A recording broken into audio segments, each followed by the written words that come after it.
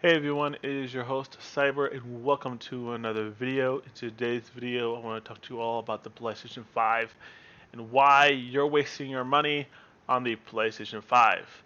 I know that there's a lot of PlayStation fanboys out there, so sit tight and hold your butt cheeks because we're gonna go in here really nice and hard.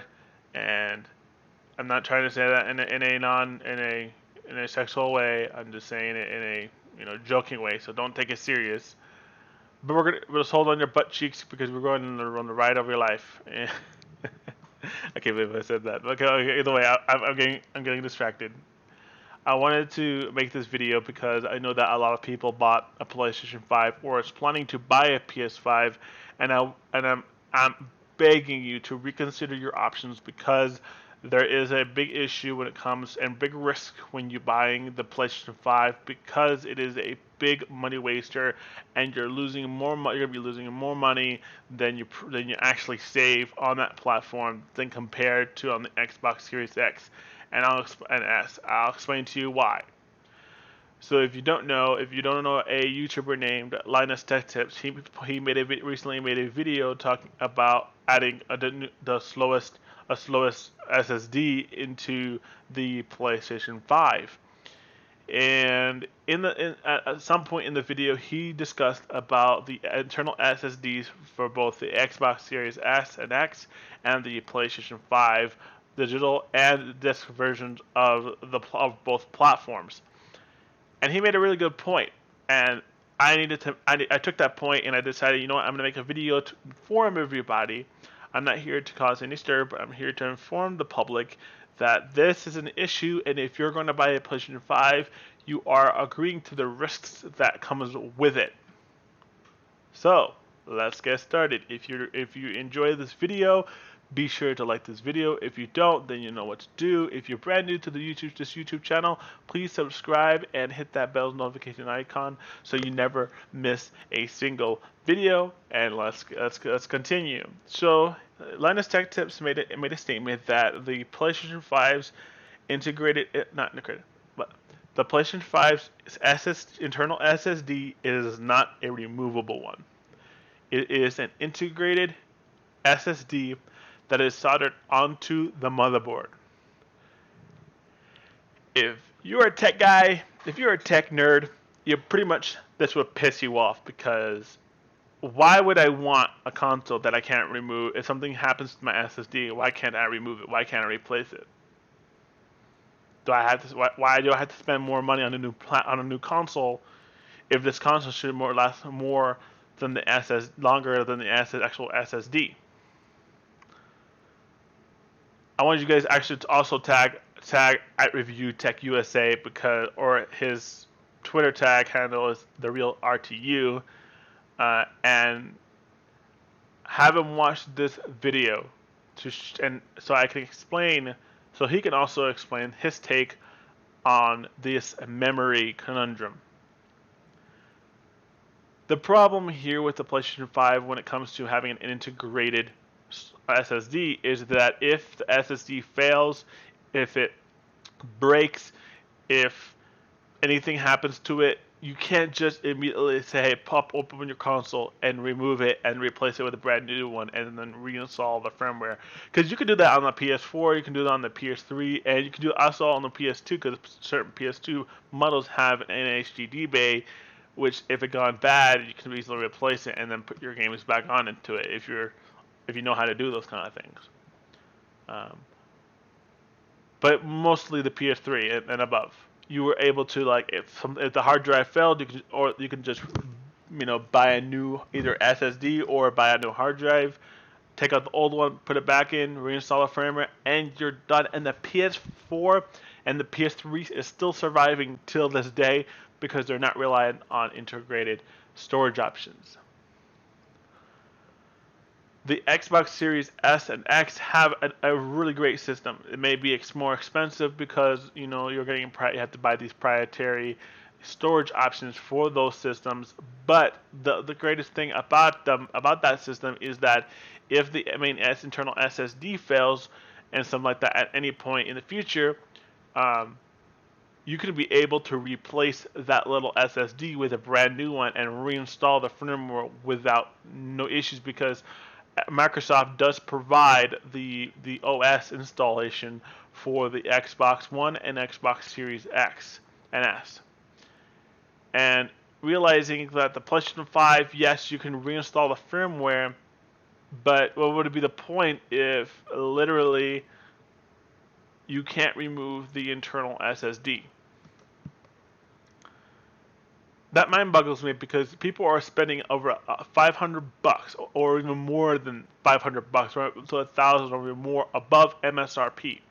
They're spending an insane amount of money for a console that's more underpowered than the actual PC, and they could spend that money on an actual PC instead of getting a console. And I understand the exclusivity kind of thing, but it's not really a big deal to.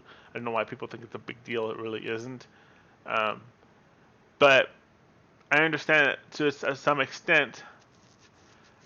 But if you're going to buy a console and a manufacturer company expects to sell a bunch of consoles and be people to be happy, no. Once they figure out that they can't, and they want to upgrade their SSD internally, but they can't because they realize that they opened it for nothing. Not only they voided the warranty, but they also, you know, realize that they can't just install packing an SSD in there because there is no slot for it. It's all integrated. And then they wonder, what if my system dies? What if their system dies 5 days from now, and they can't replace the SSD? You know the whole, you know what that means?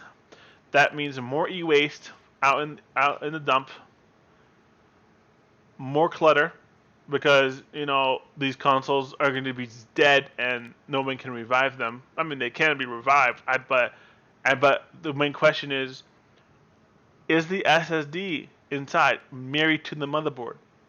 Because ever since the PlayStation 3, if you removed, such as the motherboard from the DVD drive or the Blu-ray drive, or you didn't remove it and you just replace it with a brand new one, you're going to realize that it won't read any disks, it won't boot or update your system because of that drive. It's the same concept with the PS5. It's no different. A lot of people were also concerned that when the CMOS battery bomb, conundrum came, how are people going to play their games? I don't think with the PlayStation 5 you should be worried about the CMOS battery, because the CMOS battery can be easily replaced like that.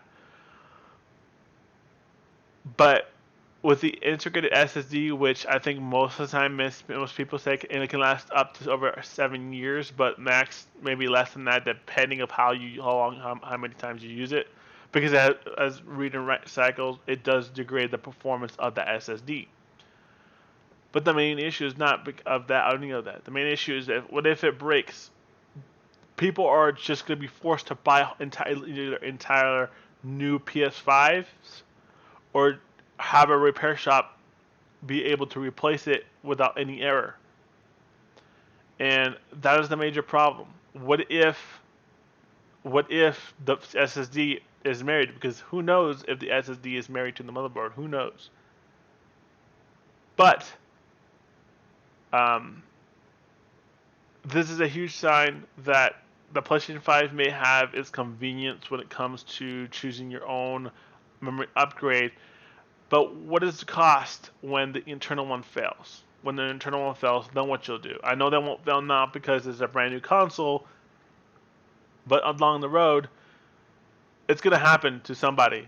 And they're going to be very pissed off because they realize that, you know what, I'm trying to, they don't know it's integrated. They try to replace it. They spend about $150 on a new M.2 SSD that that Xbox Series X uses, to realize that there is none, and they spent so much money trying to get this fixed, and now they have to find either fork more money on a brand new system or get it repaired, which costs the same equivalent as buying a new console. Then what?